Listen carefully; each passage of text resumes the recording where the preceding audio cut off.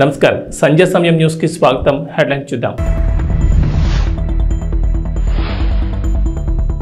తీవ్ర ఎండలతో ఏపీటీఎస్ లో పలు జిల్లాలకు red alert. Telangana Congress manifesto విడుదల. నేడు 3 పార్లమెంట్ నియోజకవర్గాల్లో జగన్ ప్రచారం. ఏపీలో 2 రోజుల్లో 63.31 లక్షల మందికి పెన్షన్లు పంపిణీ. ఎండ వేడితో అనేక ప్రాంతాలు ఉడికిపోతున్నాయి. తెలుగు రాష్ట్రాల్లోని పలు ప్రాంతాల్లో రికార్డు స్థాయిలో ఉష్ణోగ్రతలు నమోదవుతున్నాయి. ఎండలతో ప్రజలు ఠారెత్తిపోతున్నారు. ఈ సమయంలో వాతావరణ శాఖ తాజా హెచ్చరికలు జారీ చేసింది. మరో 5 రోజుల పాటు భారీ స్థాయిలో ఉష్ణోగ్రతలు నమోదవుతాయని హెచ్చరించింది. 45 డిగ్రీలు దాటి నమోదయ్యే అవకాశం ఉందని అప్రమత్తం చేసింది. దీంతో జాగ్రత్తగా ఉండాలని నిపుణులు సూచిస్తున్నారు. రాష్ట్ర వ్యాప్తంగా ఎండలు మండిపోతున్నాయి. అలాగే 41 మండలాల్లో తీవ్రంగా, 116 మండలాల్లో మోస్తరు వడగాల్పులు వీచాయి. రాష్ట్ర వ్యాప్తంగా 183 మండలాల్లో మోస్తరు వడగాల్పులు వీస్తాయని విపత్తుల నిర్వహణ సంస్థ హెచ్చరించింది. లోక్సభ ఎన్నికల నేపథ్యంలో తెలంగాణకు కాంగ్రెస్ పార్టీ ప్రత్యేక మేనిఫెస్టోను కాంగ్రెస్ పార్టీ విడుదల చేయనుంది. ముఖ్యమంత్రి రేవంత్ రెడ్డి ఈ మేనిఫెస్టోను ఆవిష్కరించనున్నారు. కేంద్రంలో కాంగ్రెస్ పార్టీ అధికారంలోకి వస్తే తెలంగాణకు ఏమేం చేస్తామనేవి ఈ మేనిఫెస్టోలో వెల్లడిస్తారు. రాష్ట్ర విభజన హామీల అమలు, ప్రత్యేక కారిడార్లు, ఇంటర్నేషనల్ స్కూల్స్ తదితర అంశాలకు ఇందులో చోటు దక్కనుందని తెలుస్తోంది. జాతీయ కాంగ్రెస్ ఇప్పటికే న్యాయపత్ర పేరుతో మేనిఫెస్టోను విడుదల చేసింది. అయితే రేపు తెలంగాణ కాంగ్రెస్ రాష్ట్రానికి ఏం చేస్తామనే వివరాలతో మేనిఫెస్టోను విడుదల చేయనుంది. ఆంధ్రప్రదేశ్లో ముఖ్యమంత్రి వైఎస్ఆర్ కాంగ్రెస్ పార్టీ అధినేత వైఎస్ జగన్మోహన్ రెడ్డి సార్వత్రిక ఎన్నికలకు సమయం దగ్గర పడుతుండటంతో ప్రచారంలో మరింత స్పీడ్ పెంచుతున్నారు. ఈ రోజు మరో 3 నియోజకవర్గాల్లో ఆయన పర్యటించనున్నారు. 3 నియోజకవర్గాల్లో ఎన్నికల ప్రచారం నిర్వహించనున్నారు. ఇక 3 సభల్లో పాల్గొనేందుకు ఉదయమే తాడేపల్లిలోని తన నివాసం నుంచి బయలుదేరనున్నారు సీఎం జగన్. ఉదయం 10 గంటలకు నరసాపురం లోక్సభ స్థానం పరిధిలోని నరసాపురంలో ఉన్న స్టీమర్ సెంటర్లో జరిగే ప్రచార సభలో పాల్గొని ప్రసంగిస్తారు.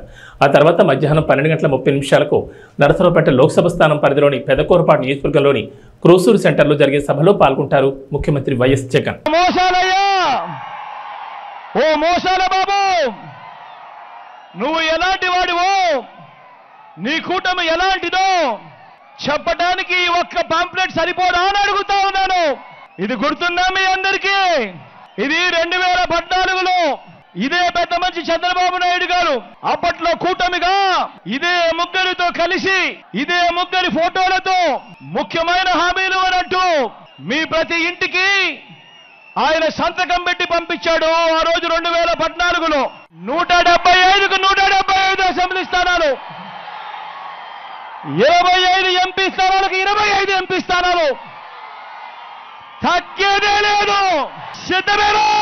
ఎన్నికల సమయంలో ఆంధ్రప్రదేశ్లో పెన్షన్ వ్యవహారం హాట్ టాపిక్ గా మారిపోయింది. గత నెలలో సచివాలయం దగ్గర వృద్ధులు, పెన్షన్దారులు పడిగాపులు పడాల్సిరాగా ఇక ఈ నెల చాలా మందికి బ్యాంకుల్లో నగదు జమ చేసింది ప్రభుత్వం.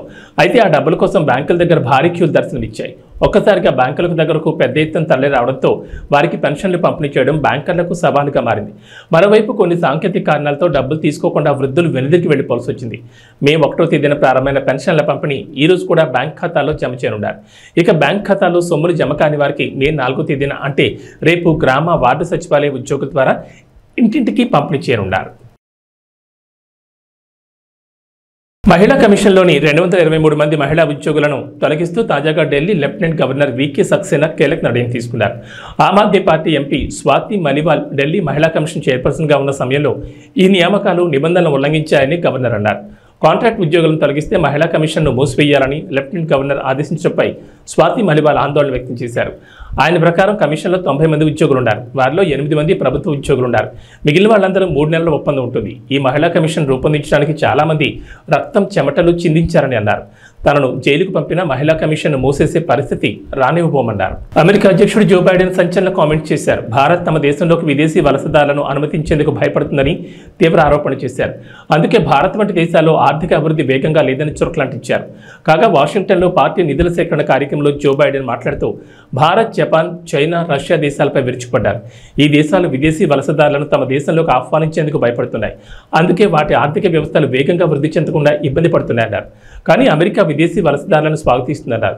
ఈ కారణంగానే వారు దేశ ఆర్థిక వ్యవస్థ బలోపేతమయ్యేందుకు కృషి చేస్తూ ఉంటారని చెప్పుకొచ్చారు. తీవ్ర ఎండలతో ఎప్పుడూ ఉక్కిరిబిక్కిరయ్యే ఎడారి దేశం యునైటెడ్ అరబ్ ఎమిరేట్స్లో ఇటీవల అనూహ్య వాతావరణ మార్పులు చోటు చేసుకుంటున్నాయి. గత నెలలో ఈ ఎడారి దేశాన్ని కుంభవృష్టి వణికించగా తాజాగా మరోసారి ఇక్కడ వర్షాలు కురుస్తున్నాయి. దీంతో ఇప్పటికే పలు అంతర్జాతీయ విమాన సర్వీసులు రద్దయ్యాయి. బుధవారం రాత్రి నుంచి యుఏఈ వ్యాప్తంగా వాతావరణం మారిపోయింది. దుబాయ్, అబుదాబి సహా పలు నగరాల్లో ఈదురుగాలులు, ఉరుములు, మెరుపులతో కూడిన వర్షాలు కురుస్తున్నాయి. పలు చోట్ల లోతట్టు ప్రాంతాలు జలమయమయ్యాయి. ఫలితంగా దుబాయ్ అంతర్జాతీయ ఎయిర్పోర్ట్లో పలు విమానాలు రద్దయ్యాయి. కొన్ని ఆలస్యంగా నడుస్తున్నాయి. శుక్రవారం వర్షాలు కొనసాగే అవకాశం ఉందని వాతావరణ శాఖ అధికారులు అంచనా వేస్తున్నారు.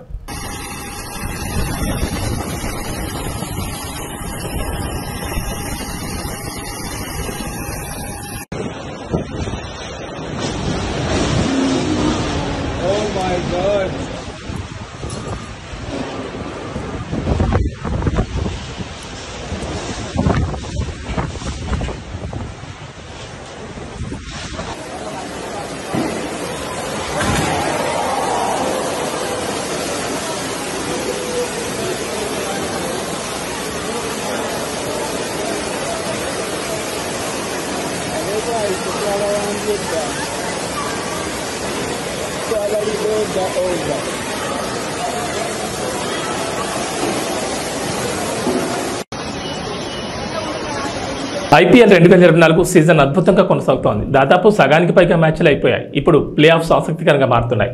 దీంతో మొదటి 4 స్థానాల్లో ఉండాలని ఆయా టీంలు తహతహలాడుతున్నాయి. కాగా గురువారం sunrisers Hyderabad team Uppal వేదికగా రాజస్థాన్ రాయల్స్తో తలపడింది. ఈ మ్యాచ్ చివరి పంతి వరకు ఉత్కంఠగా సాగింది. 202 భారీ లక్ష్యంతో బ్యాటింగ్ దిగిన రాయల్స్ కేవలం ఒక్క పరుగు తేడాతో ఓడిపోయింది. దాంతో హైదరాబాద్ టీం ఐపీఎల్ పాయింట్ల పట్టికలో 4వ స్థానానికి చేరుకుంది. బంగ్లాదేశ్తో టీ20 సిరీస్లో భారత్ అమ్మాయిలు దూకుడు కొనసాగిస్తున్నారు. మరో 2 మ్యాచ్లు మిగిలి ఉండగానే 5 టీ20ల సిరీస్ను 3-0తో కైవసం చేసుకున్నారు. గురువారం 3వ టీ20లో టీమిండియా 7 వికెట్ల తేడాతో ఆతిథ్య జట్టును చిత్తు చేసింది. మొదట బౌలర్లు కట్టుదిట్టంగా బౌలింగ్ చేయడంతో బంగ్లా 20 ఓవర్లలో 8 వికెట్లకు 117 పరుగులు చేయగలిగింది. కొత్తపేట నియోజకవర్గం పలు గ్రామాల్లో బండారు సత్యానందరావు ప్రచారం భారీ జనసందోహం మధ్య కొనసాగుతోంది. తెలుగుదేశం పార్టీ మేనిఫెస్టో ప్రకటించడంతో మేనిఫెస్టోలోని పథకాలు ప్రజలను ఆకర్షిస్తున్నాయి. దానికి తోడు అన్నదమ్ముల కలయిక కూటమి అభ్యర్థి బండారు సత్యానందరావుకు విజయాన్ని తెచ్చిపెడుతుందని స్థానికులు అంటున్నారు. నియోజకవర్గంలో 4 మండలాల్లో జనసేన, తెలుగుదేశం, భారతీయ జనతా పార్టీ కార్యకర్తలు ఉత్సాహంతో స్వచ్ఛందంగా బండారు గెలుపు కృషి చేస్తున్నారు. కులమతాలకు అతీతంగా అందరినీ కలుపుకుని పనిచేసే వ్యక్తి, సౌమ్యుడిగా పేరొందిన వ్యక్తి బండారు సత్యానందరావు అని ప్రజల్లో నమ్మకం కలిగిందంటున్నారు. గతంలో బండారు సత్యానందరావు 2 సార్లు నియోజకవర్గంలో ఎమ్మెల్యేగా పనిచేసి పలు అభివృద్ధి కార్యక్రమాలకు శ్రీకారం చుట్టారు.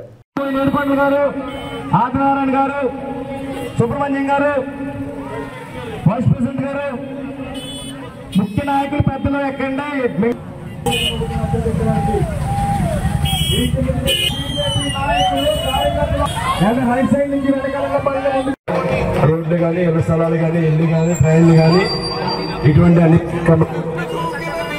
కామెంట్స్ ఏవైతే మీరు దృష్టిలో పెట్టడం జరిగిందో ప్రాంతాలు ఒకటి అడుగుతూ ఉన్నారు. ఇవన్నీ తప్పనిసరిగా పూర్తి చేద్దామని మీకు తెలియజేసుకుంటూ, ఇదే విధమైన అభిమానంతో రేపు మే 13 జరిగే ఎన్నికలు నాకు ఒక ఓటు, బాలయ్య గారి అబ్బాయి హరీష్ మాధురి గారు ఎంపీ అభ్యర్థి ఆయనకు ఒక ఓటు, 2 ఓట్లు కూడా సైకిల్ ఓటేసి గెలిపించాలని కోరుకుంటూ అందరికీ మరొకసారి నా కృతజ్ఞతలు తెలియజేసుకుంటాం. ఉండి నియోజకవర్గం ఇండిపెండెంట్ ఎమ్మెల్యే అభ్యర్థి కలవపూడి శివ ఎన్నికల ప్రచారం నిర్వహించారు. ఈ సందర్భంగా ఆకివీడు మండలం చినకాపురం అప్పారావుపేట ప్రచారంలో భాగంగా ఉండి నియోజకవర్గం అభివృద్ధి తన ఎజెండాగా ముందుకు వస్తున్నామని అన్నారు. ఈ కార్యక్రమంలో నాయకులు పాల్గొన్నారు.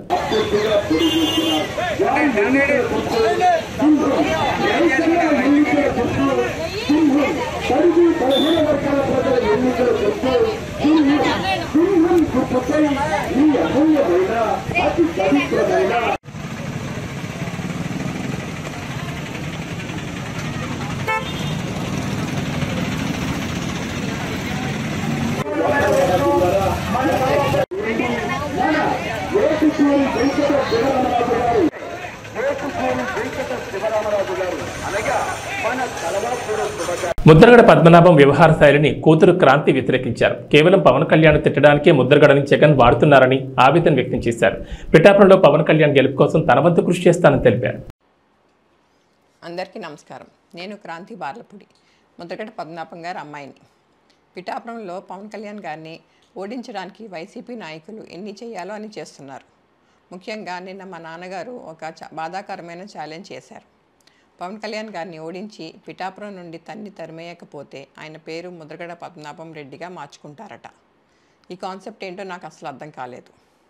ఆయన ప్రకటన ముద్రగడ అభిమానులకు సైతం నచ్చలేదు.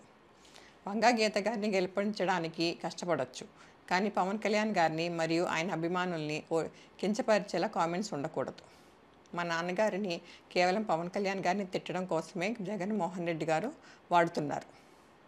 ఈ ఎన్నికల తర్వాత ఆయనను ఎటూ కాకుండా వదిలేయడం పక్కా. ఈ విషయంలో నేను మా నాన్నగారిని పూర్తిగా వ్యతిరేకిస్తున్నాను.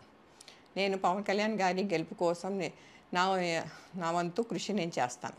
నమస్కారం. ఎట్టకేలకు శంషాబాద్ విమానాశ్రయంలో ఏర్పాటు చేసిన బోనులో చిరుత చిక్కింది. 5 రోజులుగా చిరుత కోసం అటవీశాఖ అధికారులు గాలింపు చర్యలు చేపట్టారు. దీన్ని పట్టుకోవడానికి 5 బోన్లు 20 కెమెరాలు ఏర్పాటు చేశారు. ఈ చిరుతను నెహ్రూ జూ పార్క్ తరలించనున్నారు. జూలో దీని ఆరోగ్య పరిస్థితిని పరిశీలించి అమరాబాద్ టైగర్ రిజర్వ్కు తరలించనున్నట్లు అటవీశాఖ అధికారులు తెలిపారు. చిరుతపులు చిక్కడంతో పరిసర గ్రామాల ప్రజలు ఊపిరి పీల్చుకున్నారు. 5 రోజులుగా వీళ్లంతా ప్రాణభయంతో గడిపారు. चलो चलो sir, we will move. Come. Thank you thank you thank you thank you.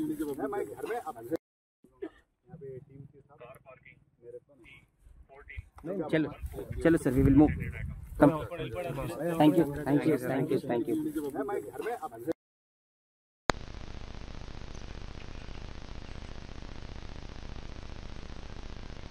కులం లేదని మతం లేదని గ్రామాల్లో శాంతి కావాలి, అభివృద్ధి చెందాలి, సుభిక్షంగా ఉండాలి అన్నదే నా లక్ష్యమని మాజీ ఎమ్మెల్యే నల్లమిల్లి రామకృష్ణారెడ్డి అన్నారు. ఈ సందర్భంగా ఎన్నికల ప్రచారం నిర్వహించారు. అదేవిధంగా పెదపూడి మండలం నుంచి ప్రేమశేఖర్ గారు కూడా కొన్ని విషయాలు చెప్పారు. ముఖ్యంగా వాళ్ళ గ్రామంలో జరిగిన దాడుల గురించి చెప్పారు. వాళ్ళ గ్రామం ఎంత అరాచకమైన గ్రామం ఆయనకి తెలుసు, అందరికీ తెలుసు.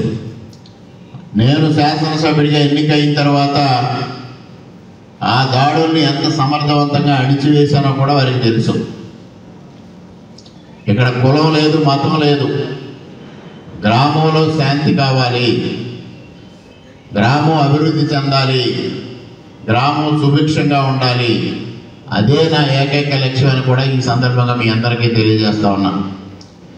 అదేవిధంగా తప్పుడు అభిప్రాయాలు వస్త్రా ఉన్నాయి అనేది వారు చెప్పారు. అది ఖచ్చితంగా 100% జరుగుతూ ఉన్న వ్యవహారం. అదే కొన్ని విషయాల్లో అపోహలు సృష్టించి తద్వారా వ్యక్తులను విడదీయాలని, వ్యవస్థలను విడదీయాలని, కులాల మధ్య మతాల మధ్య విభేదాలు రెచ్చగొట్టాలని కొంతమంది ప్రయత్నం చేస్తూ ఉంటారు. దాన్ని మీరెవ్వరూ పట్టించుకోవద్దు అనేది కూడా ఈ సందర్భంగా మా గత చరిత్ర చూశారు. మా తండ్రి గారు ఏ విధంగా పనిచేశారో, నేను ఏ విధంగా పనిచేశానో మీ అందరికీ తెలుసు. అదేవిధంగా తెలుగుదేశం పార్టీ, భారతీయ జనతా పార్టీ పొత్తు ఉన్నప్పటికీ కూడా రాష్ట్రంలో ఏ విధంగా నందమూరి తారక రామారావు గారి పరిపాలన చేశారో, చంద్రబాబు నాయుడు గారి పరిపాలన చేశారో కూడా మీకు చరిత్ర ఉంది. ఆ చరిత్ర ఆధారంగా మాత్రమే నేను ఇవాళ మీ ముందుకు వచ్చి ఇవి అభిప్రాయాలు వ్యక్తం చేయడం జరుగుతూ ఉంది. అదేవిధంగా మండల కేంద్రాల్లో క్రిస్టియన్స్కి కమ్యూనిటీ హాల్స్ కావాలనేది వారు కోరారు. అది బెక్కవోలుకు సంబంధించి ఆ రోజు ప్రయత్నం చేశాం. చివరికి వచ్చేపాటికి అక్కడ ఉన్నది ఒక భవనాన్ని దాన్ని పూర్తిగా రెనోవేట్ చేసి అది ఇవ్వడానికి అంతా రెడీ చేసిన సందర్భంలో ప్రభుత్వం మారడం, అది మరుగున పడిపోవడం కూడా జరిగింది. తప్పనిసరిగా రేపు రాబోయే ప్రభుత్వంలో, ఎన్డీఏ ప్రభుత్వంలో తప్పనిసరిగా మండల కేంద్రాల్లో క్రిస్టియన్స్కి కమ్యూనిటీ హాల్స్ నిర్మాణానికి తప్పనిసరిగా కృషి చేస్తానని కూడా ఈ సందర్భంగా మీ అందరికీ హామీ ఇస్తా ఉన్నాను. అదేవిధంగా పాస్టర్స్కి పక్కా ఇల్లు నిర్మాణం గురించి కూడా వారు ప్రస్తావించడం జరిగింది. ఆ సమస్య ఎందుకంటే పక్కా ఇల్లు అనేది బడుగు బలహీన వర్గాల వారికి అందరికీ ఇచ్చేదే. దాంట్లో తప్పనిసరిగా పాస్టర్స్ని కన్సిడరేషన్ తీసుకుని మరి ఏదైతే ఇవాళ ఇక్కడ ఒక సంఘంగా పెద్దలందరూ వేదిక మీద ఉన్నారు, వీళ్ళందరి సలహా సూచనల మేరకు ఎవరెవరు అర్హులు ఉన్నారో అందరికీ పక్కా ఇళ్ళు కేటాయించడానికి నాకు ఎటువంటి అభ్యంతరం లేదు. దానికి తప్పనిసరిగా కృషి చేస్తానని కూడా ఈ సందర్భంగా తెలియజేస్తా ఉన్నాను. ఇంకొక ప్రధానమైన అంశం వారు లేవనెత్తింది కోఆప్షన్ పదవులు. కోఆప్షన్ పదవులు ఏమైతే ఉన్నాయో అవి అసలైన మైనారిటీలకు కాకుండా తప్పుడు సర్టిఫికెట్లు తెచ్చుకున్న వాళ్ళకి ఆ పదవులు వస్తూ ఉన్నాయి. ఆ విధంగా కాకుండా అరువులకు మాత్రమే కేటాయించాలనేది అది చాలా సమంజసమైన డిమాండ్. అది తప్పనిసరిగా అది ఆ విధంగానే ముందుకు వెళతామని కూడా ఈ సందర్భంగా మీ అందరికీ స్పష్టంగా నేను హామీ ఇస్తా ఉన్నాను. ఇక అబ్రహం గారు కూడా కమ్యూనిటీ హాల్స్ గురించే చెప్పారు, అది తప్పనిసరిగా చేస్తాం. అదేవిధంగా రంగంపేట మండలం నుంచి ఏలియా గారు మరి వాళ్ళు కొన్ని ఆయనకున్న ప్రత్యేకమైన పరిస్థితులు, ఆయనకున్న ఆర్థిక ఇబ్బందులు చెప్పారు. మరి వాళ్ళ తండ్రి గారు దావీద్ గారి దగ్గర నుంచి తెలుగుదేశం పార్టీతో సుదీర్ఘమైన అనుబంధం ఉన్న కుటుంబం అది. అదేవిధంగా వారికి మరి పెదరాయవరంలో చర్చికి నేను నిధులు మంజూరు చేయడం కూడా జరిగింది. అదేవిధంగా వారి జీతాల గురించి ప్రస్తావించారు. ఇది తప్పనిసరిగా తెలుగుదేశం పార్టీ ఒక నిర్ణయం తీసుకుంది. ప్రతి నెల 5,000 రూపాయలు జీతాలు ఇవ్వాలనేది నిర్ణయం తీసుకుంది. వారు చెప్పారు దాన్ని మేనిఫెస్టోలో పెట్టలేదని. ఇది వచ్చిందంతా డీటెయిల్డ్ మేనిఫెస్టో కాదు, ప్రధానమైన అంశాలు మాత్రమే తెలియజెప్పడం జరిగింది. దాంట్లో కూడా సూపర్ 6లో కూడా పాస్టర్ని గుర్తించడం, వారికి తగిన జీతాలు ఏర్పాటు చేయడం అనేది కూడా సూపర్ 6లో ఆ కార్యక్రమం కూడా ప్రకటించారు.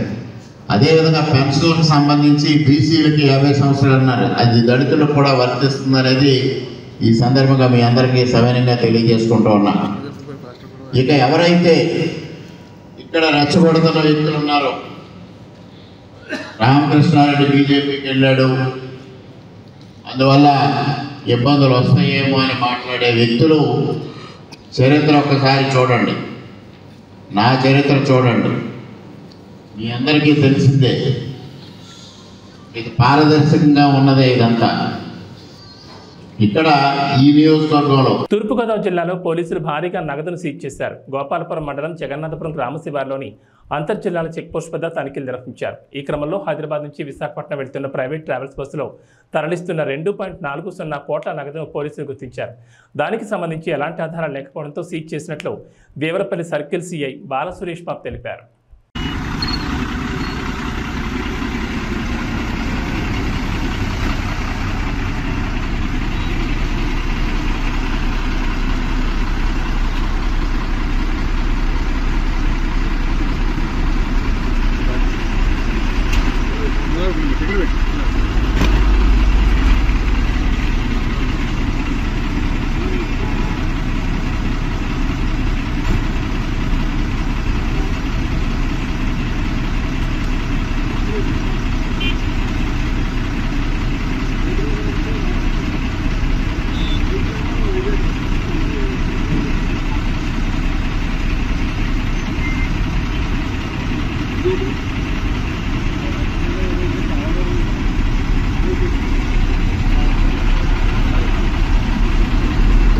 అనపర్తి మండలం పేరా రామచంద్రపురం గ్రామంలో అనపర్తి శాసనసభ్యులు డాక్టర్ సత్తి సూర్యనారాయణ కుమారుడు ప్రముఖ యూరాలజిస్ట్ డాక్టర్ సత్తి గౌతమ్ రెడ్డి ఎన్నికల ప్రచారం నిర్వహిస్తున్నారు. ఈ సందర్భంగా గడప గడపకు వెళ్లి ముఖ్యమంత్రి వైఎస్ జగన్మోహన్ రెడ్డి ఆధ్వర్యంలో సత్తి సూర్యనారాయణ రెడ్డి చేసిన అభివృద్ధి సంక్షేమ కార్యక్రమాలను వివరించారు.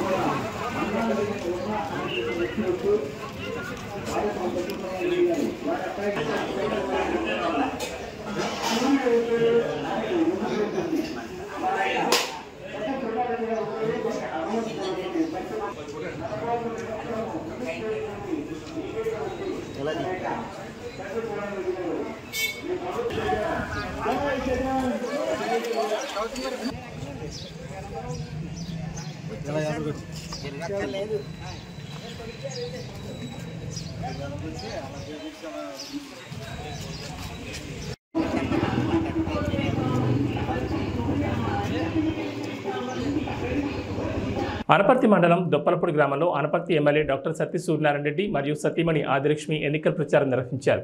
ఈ సందర్భంగా గడప గడపకు వెళ్లి ముఖ్యమంత్రి వైఎస్ జగన్మోహన్ రెడ్డి చేసిన అభివృద్ధి సంక్షేమ కార్యక్రమాలను వివరించారు. చేయడానికి మీరు కృప చూపించారు. మీకు స్తోత్రాలు. మళ్ళీ ఇప్పుడు నేను ఎలక్షన్ కొరకు నీ బిడ్డలు నిలబడి ఉంటుండగా దేవా నీ బిడ్డల పక్షంగా మీరు ఉండండి. చక్కని నాయన నా తండ్రి పరిపాలన మీరు నాయన జరగడానికి సహాయం చేస్తారు. అలాగే ప్రభు ఈ సంవత్సరం కూడా నాయన బిడ్డలు నా తండ్రి అత్యధికమైనటువంటి మెజారిటీతో నాయన నీ బిడ్డలు గెలవడానికి మీరు సహాయం దయచేయండి. దానికి ప్రజలందరూ కూడా ప్రోత్సాహకరంగా ఉండడానికి సహాయం దయచేయండి. నీ స్తోత్రాలు. ఒక మంచి నాయకుల్ని మేము ఎన్నుకోవడానికి ప్రభువా నైనా ప్రతి ఒక్కరికి నీ జ్ఞానమును ఆలోచన మీరు దయచేయవలసిందిగా నేను అడుగుచున్నాం. నైనా ప్రతిరోజు కూడా మా అధికారుల కొరకు నైనా అందరి కొరకు మేము ప్రార్థన చేస్తున్నాం. ఇదిగో నీ బిడ్డల నిమిత్తమై ఇప్పుడు ప్రార్థిస్తుంటుండగా దేవా నీ బిడ్డలను మీరు దీవించండి, ఆశీర్వదించండి, వారి ఆలోచనలన్నింటినీ సఫలపరచండి. వీరితో ప్రయాణం చేస్తున్న బిడ్డలందరికీ మీ కాపుదలు ఇచ్చి నడిపించండి. నైనా నా తండ్రి అత్యధికమైనటువంటి మెజారిటీతో నీ బిడ్డలు గెలవడానికి సహాయం దయచేయండి. యాడికి మండలంలోని వేములపాడు, నగరూరు గ్రామాల్లో రోడ్ షోను తాడిపత్రి నియోజకవర్గ టీడీపీ అభ్యర్థి జేసీ అసెంబ్లీ నిర్వహించారు. ఈ సందర్భంగా గ్రామస్తులు వైసీపీ ప్రభుత్వం వచ్చాక గండికోట నుంచి వచ్చే మంచినీళ్లు మురిగ్గా వస్తున్నాయని అన్నారు. అస్మిత్ రెడ్డి టీడీపీ ప్రభుత్వం వచ్చాక గండికోట నుంచి వచ్చే మంచినీళ్లు తెప్పిస్తామని మాట ఇచ్చారు. ఈ కార్యక్రమంలో టీడీపీ మాజీ ఎంపీ జేసీ దివాకర్ రెడ్డి, సీనియర్ నాయకులు పాల్గొన్నారు. నేను ఈరోజు ఎవరిని తిట్టను, నాకు అవసరం లేదు, ఒక్కరిని ఒక మాట అనను. నేను కేవలం మనం ఏం చేశాము, రేపు మన ప్రభుత్వం వస్తే ఏం చేయబోతాం తప్ప అవి తప్ప నేను ఏమీ మాట్లాడదలుచుకోలేదు. నేను ఈరోజు నేను గ్రామం తిరిగాను. దాదాపు 1994, 95 ఆ ప్రాంతంలోనే ఎప్పుడైతే పెదనాన్న గారు రోడ్స్ అండ్ బిల్డింగ్ మినిస్టర్ ఉన్నాడు అప్పుడే మీకు ప్రతి గ్రామానికి రోడ్లు వేశారు. అవునా కాదా?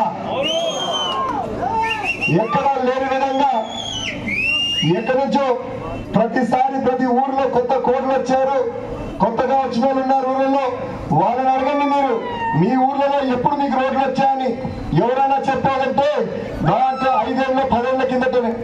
కానీ దాదాపు మనం 30 ఏళ్ల కిందటే తార్ రోడ్లు అయితేనేమి, సిమెంట్ రోడ్లు అయితేనేమి ప్రతి గ్రామానికి కనెక్టివిటీ చేసాం. అవునా కాదా చెప్పండి మీరు అందరితో. అదేవిధంగా నేను ఊర్లు తిరుగుతానప్పుడు, ఇంటింటి వద్ద పోయినప్పుడు ఖచ్చితంగా అందరినీ అడిగా, ఏందమ్మా మీ ఊర్లో పెద్ద సమస్య అనేది. ఎస్పెషల్లీ ఆడవారు ఏమన్నారంటే, అన్నా మాకు తాగునీరు సమస్య చాలా ఉందని చెప్పారు. నేను అప్పుడు వాళ్ళకి ఒకటే అడిగా, ఎందుకమ్మా మీకు సమస్య? మీకు గండికోట నీళ్ళున్నాయి, అదేవిధంగా అంతకుముందు చాగర్లు నీళ్ళున్నాయని చెప్పి అడిగాను. వాళ్ళు ఒకటే అడిగారు నాతో, అన్నా మాకు గండికోట నీళ్ళున్నాయి కానీ గండికోట నీళ్ళలో చాలా మురికి వస్తుందని చెప్పారు. అన్నా నేను అడుగుతాం మీ అందరినీ, 5 ఏళ్ల కిందట ఎప్పుడైతే మేము ప్రాజెక్ట్ చేపట్టామో అప్పుడు కూడా మీకు మురికి నీళ్ళు వచ్చాయా? నాకు తెలిసి మీకు రాలేనప్పుడు మురికి నీళ్ళు.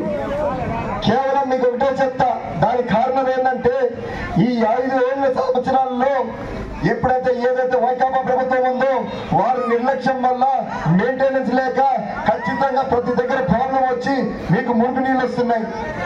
నేను ఈ సభాముఖంగా మీ అందరికీ ఏం తెలియజేస్తానంటే, రాబోయే కాలంలో ఎప్పుడైతే మీరు తెలుగుదేశం ప్రభుత్వం ఎన్నుకుంటారో ఆ రోజు నుంచి మీకు మంచి నీళ్ళు వచ్చేటట్టుగా చేస్తాను ఈ సభాముఖంగా మీ అందరూ తెలియజేస్తున్నారు. అదేవిధంగా చాలా మంది నా దగ్గరకు వచ్చారు, అలా గండికోట నీళ్ళు మురికిగా ఉన్నాయి, మాకు గండికోట నీళ్ళు వద్దు, మాకు అంతకుముందు చాగర్ల పైప్ లైన్ ఉంది, ఆ నీళ్ళు ఇప్పమని చెప్పి. నేను ఒకటే చెప్తున్నా మీ అందరికీ, అన్నా నేను గండికోట నీళ్ళన్నా బాగా చేస్తాను, మీకు చాగర్ల నీళ్ళన్నా ఇస్తాను, ఏదో ఒకటైతే ఖచ్చితంగా నేను ఈ సభాముఖంగా మీ అందరికి చేస్తాను తెలియజేస్తున్నానన్నా. అదేవిధంగా ముఖ్యంగా నాకు ఏం చెప్పారంటే, ఎస్సీ కాలనీలో ఒక రోడ్డు సమస్య ఉంది పెద్దది ఎప్పటి నుంచో. అన్నా ఈ రోడ్డు సమస్య ఏదో కొత్తగా కాదు, 2018, 19 ప్రాంతాల్లో ఎప్పుడైతే మన ప్రభుత్వం ఉండదో అప్పుడే నా దృష్టికి తీసుకొచ్చారు. కానీ ఒక చిన్న సమస్య వల్ల ఆ రోడ్డు చేపట్టలేకపోయినాం. కానీ ప్రస్తుతం నమస్కారం.